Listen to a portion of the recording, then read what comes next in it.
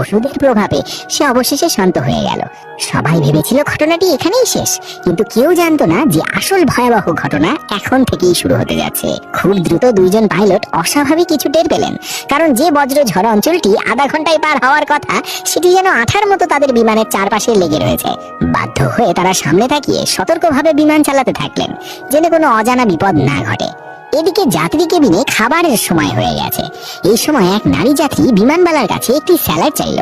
Salad হাতে পেয়ে সে তাড়াতাড়ি খেতে শুরু করলো, কিন্তু মুখে দেওয়ার সাথে সাথেই তার পেটে অস্বস্তি শুরু হলো এবং সে বমি করতে চাইলো।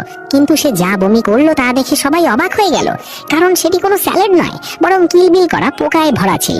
বিমানবালা দ্রুত এসে তোয়ালে দিয়ে মেঝেতে পড়ে থাকা পোকাগুলো পরিষ্কার করলো। এরপর সে একজন সহকর্মীকে স্টোর রুমের অন্য খাবারগুলো পরীক্ষা করতে বলল, কিন্তু সহকর্মী খুলে দেখে আতঙ্কিত হয়ে গেল, কারণ সব খাবারেই পোকা জন্মেছে। এই দৃশ্য দেখে সে ভয় কেঁপে উঠল। বাধ্য হয়ে সে সব স্যালাড ফেলে